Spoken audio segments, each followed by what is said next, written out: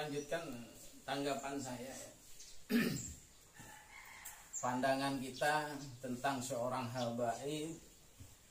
Kenapa saya tertariknya di sini? Karena munculnya dukun mengaku turunan seorang habaib. Sementara kita tahu Mbah Priuk ini sendiri adalah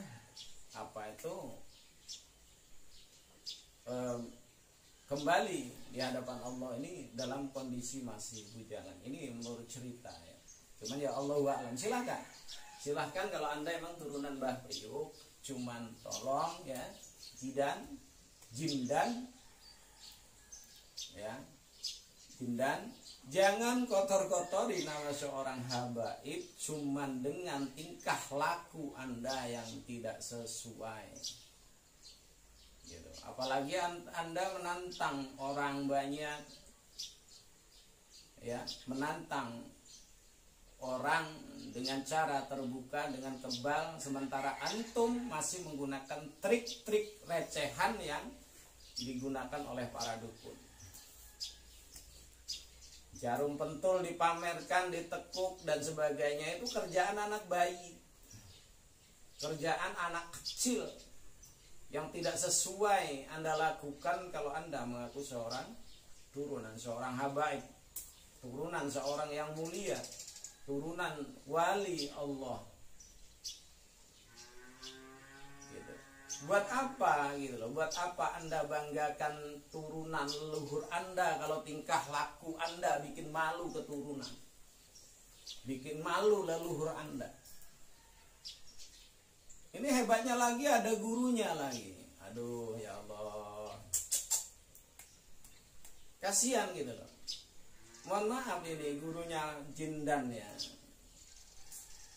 Tuh kasihan gitu, udah tua loh, udah tua ya, udah bau tanah. Sebaiknya nggak usah ikut-ikutan dalam hal-hal seperti ini gitu. Doakan aja turunan-turunan murid-murid Anda untuk lebih baik, dan tidak perlu menantang orang, adu tembak dan sebagainya.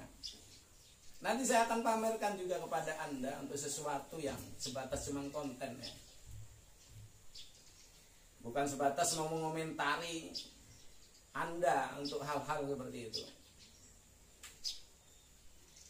Maka ini khusus untuk masyarakat Indonesia ya. Terjadi permasalahan yang sekarang terus dalam artian itu tiada hentinya berwasilah Marcel ya, Marcel dan Samsudin Jadab. Dia juga nggak ngerti mungkin artinya jadab itu apa. Apa mungkin seorang yang jadab itu kelasnya Samsudin, sementara tingkah lakunya seperti itu. Alhamdulillah, subhanallah min dzalik. Ini setahu saya namanya jadab itu ya, orang jadab itu dunia udah nggak menarik buat dia. Dunia ini udah nggak menarik buat dia. Apalagi kok tipu menipu, menggunakan trik. Nah ini masyarakat pun harus tahu. Harus tahunya apa? Jadi dari jadab itu sendiri ini nggak semua orang, itu orang-orang mulia itu.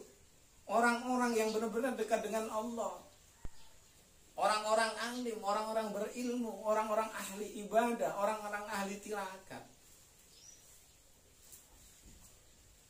Badannya itu segede gajah ngaku jadab dari mana? Dari nama itu aja udah jelas berbohong. Ya. Jadi yang saya pengen ulangin khususnya ke teman-teman ya, ke Marcel dan mungkin orang-orang ya netizen yang beranggapan katanya dukun tidak ada, maka Anda sudah salah. Orang-orang berilmu tetap ada. Kenapa? Adanya kitab-kitab dalam Islam, bukan sebatas kitab aturan hukum fikih dan sebagainya. Cuman ada kitab-kitab lain yang mengajarkan kesaktian, kekuatan, kekebalan. Kita lihat sejarah merdekanya Indonesia ini karena keterlibatan para alim ulama, keterlibatan para santri yang di waktu itu diisi oleh para kiai. Diberikan kemampuan yang benar-benar mampu. Tubuh mereka kebal dan sebagainya. Mungkin dari Betawi ada cerita si Pitung dan sebagainya, ditembak tidak mempan dan sebagainya. Itu bukan sebatas dongeng. Itu cerita dan sejarah. yang perlu kita pahami dan kita pelajari. Berarti emang kekebalan itu ada, kesaktian itu ada, teluh itu ada, tenung itu ada, dan itu terjadi di era-era dulu. Walau sekarang ini mungkin masih sangat kecil orang-orang yang mampu. Kenapa? Orang era modern ini loh, sekarang banyaklah senang makan dibanding mau lapar. Gitu. Orang-orang sekarang ini loh, banyaklah senang tidur malam dibanding mau melek malam. Maka kalau kita berbicara tentang kesaktian gak semudah itu. Proses waktu. Maka orang-orang tertentu yang mampu melakukan hal-hal tersebut. Apa tidak ada? Ada. Cuma ingat, orang-orang berilmu tidak mudah dipancing. Orang-orang berilmu selalu berpikir positif. Kalau orang-orang berilmu selalu otaknya kotor dengan pikiran-pikiran negatif terhadap orang lain, maka itu mohon maaf, itu pasti tong kosong berbunyi nyaring. Ini yang perlu kita pahami. Orang yang suka keluar-keluar di media sosial, mungkin termasuk saya ya, Dor, ya. Yang mungkin sekarang bermunculan di media sosial, saudara, tidak mungkin orang berilmu. Andai pun dia berilmu, pasti dia tidak mendapatkan dari ilmunya. Ini yang perlu dipahami. Andai pun dia berilmu, andai pun dia pernah belajar ilmu, berarti dia tidak dapat manfaat dari ilmunya, apalagi mau memberikan manfaat untuk orang lain. Itu yang perlu kita paham.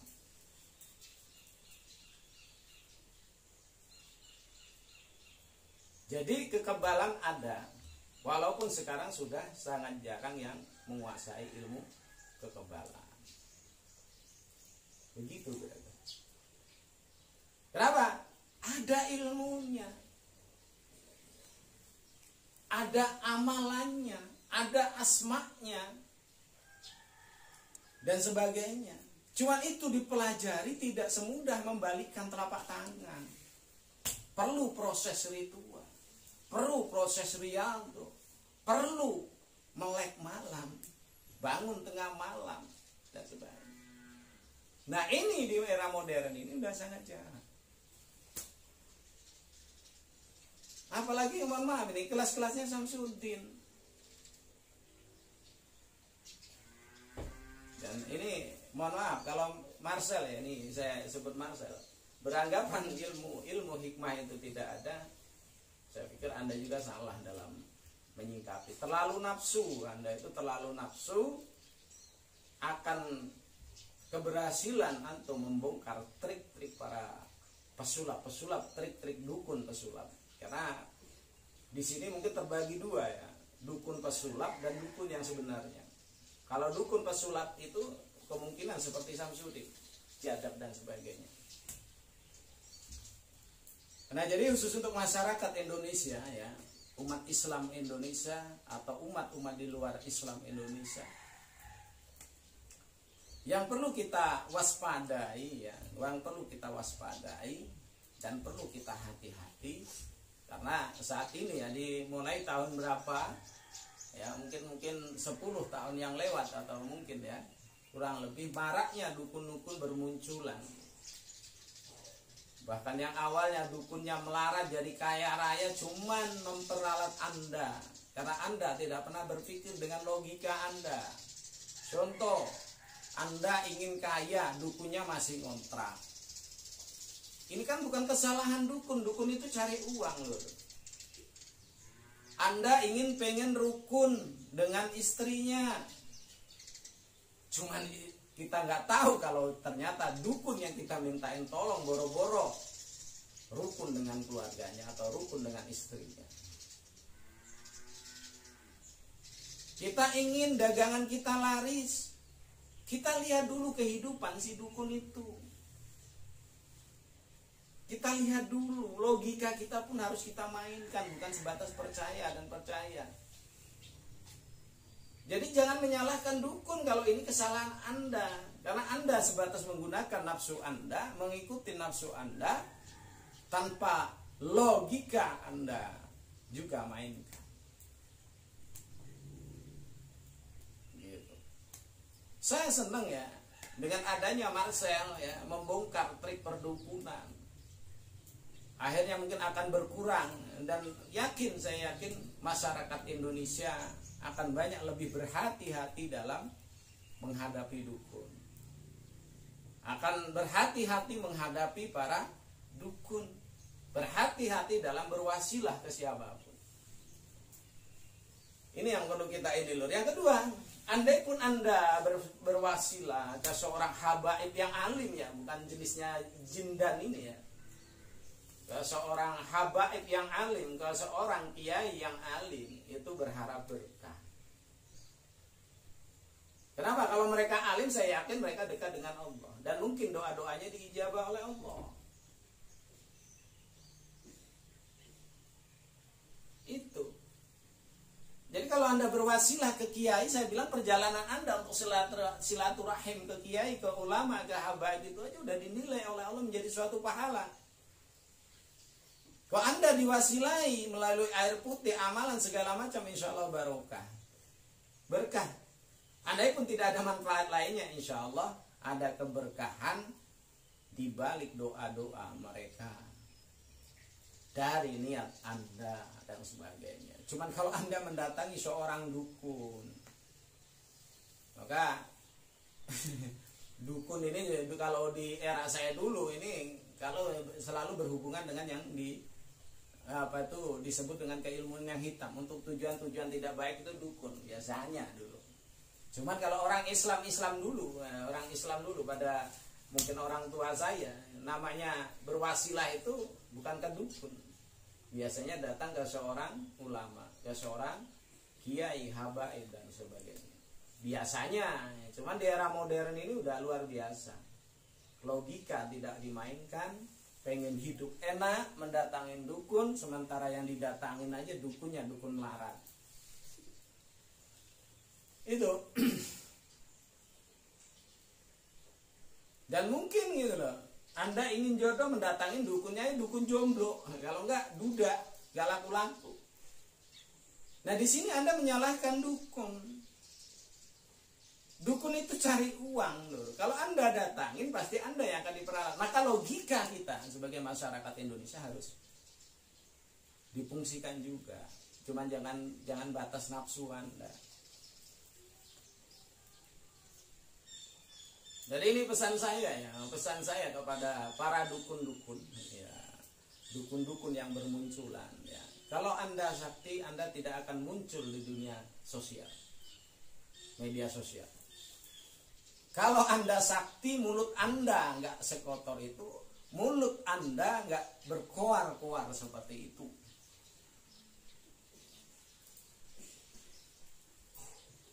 Anda sebatas mengancam.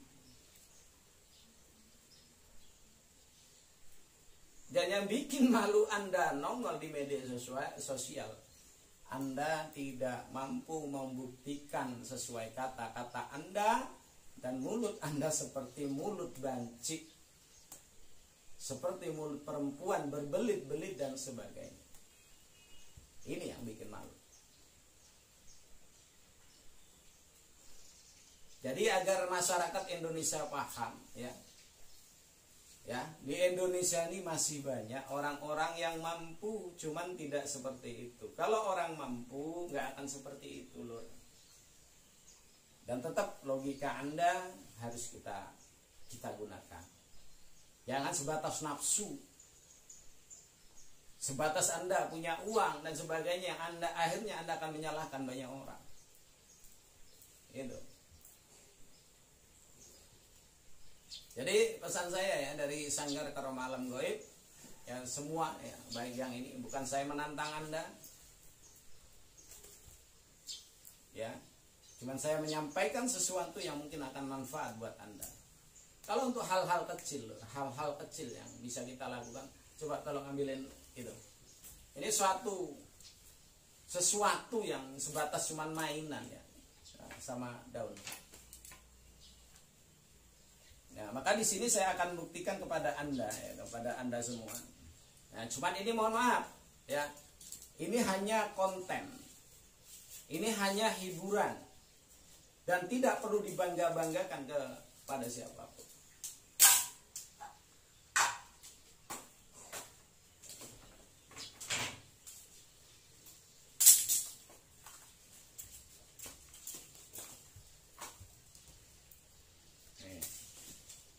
Bersama istri saya lur, kita rokok.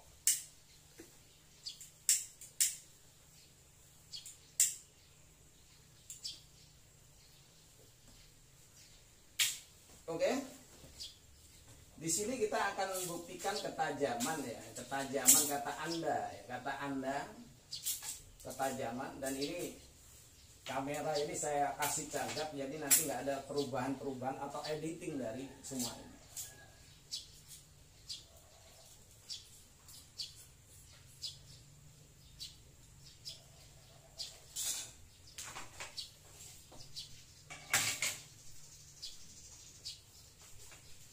Ini saya taruh depan, terlihat ya, biar nggak ada nanti ini. Lihat, nggak terlihat parangnya. Saya naik lur, kelihatan? Ya, kelihatan.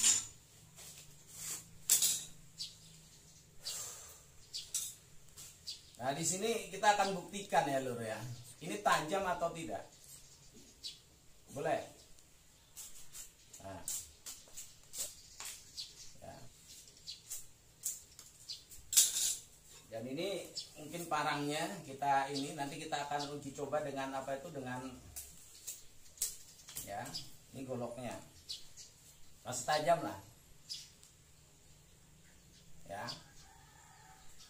Coba zoom, deketin, ini parang beneran atau bukan ya? Ini cuman konten loh ya.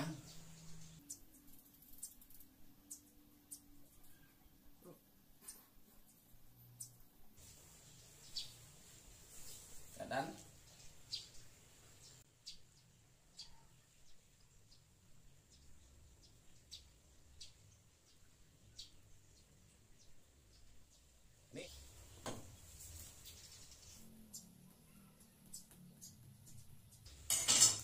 ini konten ya yang selalu dipamerkan oleh para dukun ya.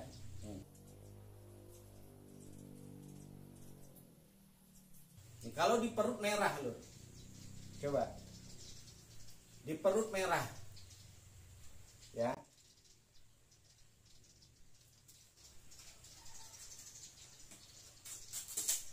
Ini ya, jindan ya. Ini kita sini. Nah, kita lihat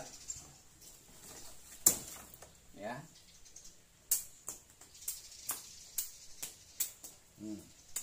Yang mana mau diinikan? Nah, ini nggak ada bunganya nih. Kalau nggak ada bunganya sayang, kita buang. Ya. Ini saya korbankan 1 daun bunga. Ya. Ya.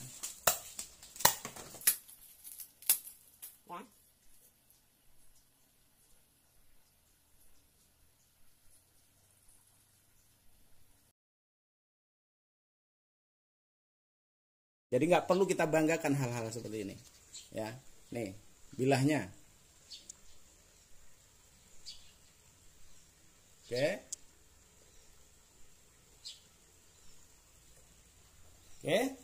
Jadi saya nggak terlalu panjang lebar, ya, bukan pamer kesaktian karena kita tidak ada yang sakti. Yang sakti hanya Allah Subhanahu wa Ta'ala. Yang berilmu hanya Allah. Andai pun kita berilmu, andai pun kita punya kemampuan ya. Nah, ini hanya titipan Allah. Tidak ada manusia yang hebat di bumi ini loh tanpa izin Allah. Tiada ada orang sakti di dunia ini tanpa izin Allah. Jadi kalau yang mengaku sakti, yang mengaku hebat, kebal dan sebagainya, ya, ini terlalu sombong, terlalu sombong buat saya. Yang mengaku berilmu, ingat, ilmu itu titipan. Kapanpun Allah mau, ilmu itu bisa diambil oleh Allah.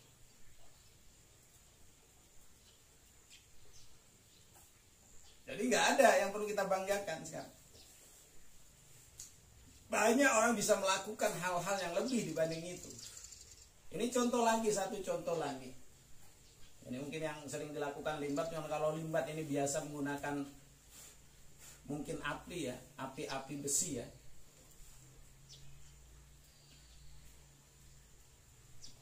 Ini satu hal yang apa ya? Coba. Ini juga permainan aja. Ya.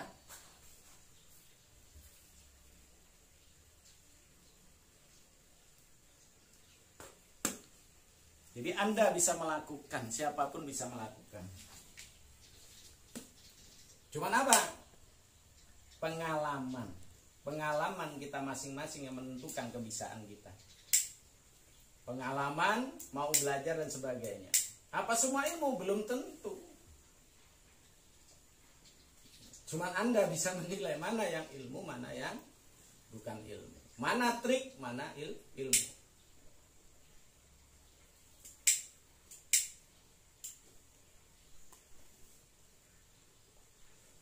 Jadi pesan saya, khususnya masyarakat Indonesia, jangan mau didoktrin.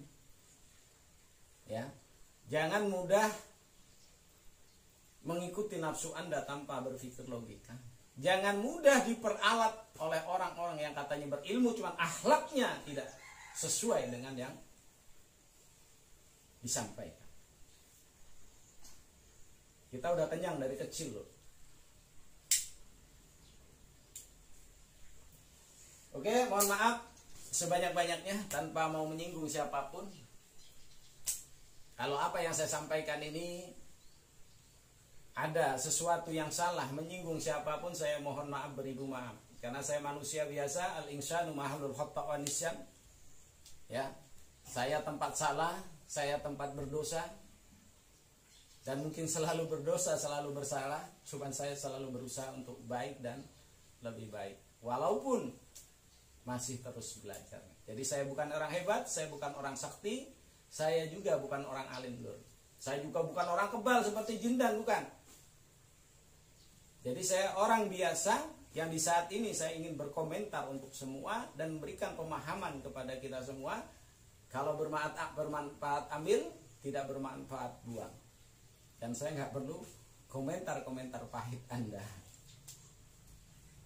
Kalau mau berkomentar pahit silahkan. Saya doakan Anda tetap selalu menjadi orang yang terbaik dan ke depan lebih baik dan lebih baik. Amin Allahumma amin. Assalamualaikum warahmatullahi wabarakatuh.